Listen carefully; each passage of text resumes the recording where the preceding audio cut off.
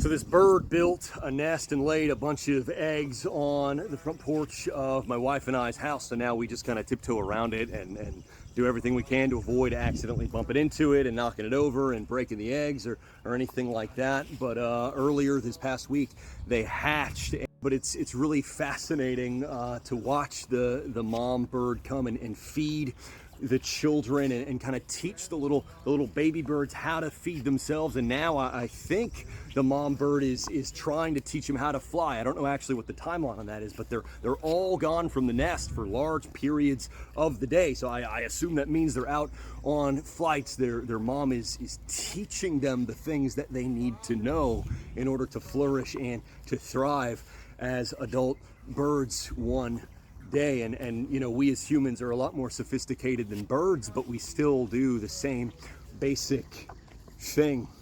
But more than anything else, as children, we are blessed when our parents teach us, model for us what it looks like to serve and worship the Lord. Literally to teach our children how to grow into spiritual maturity, not just emotional maturity, not just psychological maturity. And it's really fascinating. There's been a whole bunch of studies done on a group called the Dutch Reformed Christians in places like Michigan. There's a fair number of them in Iowa and a number of other Midwestern places. They're the single most influential religious group in the United States. They have the highest rate of passing their faith on to their children of any other group in the United States. Kind of the magic bullet that they always point to is that they have about a 5-minute time every night where they sit down as a family, maybe sing like a worship song, and then they just read a little bit from the Bible and they just have a conversation about it.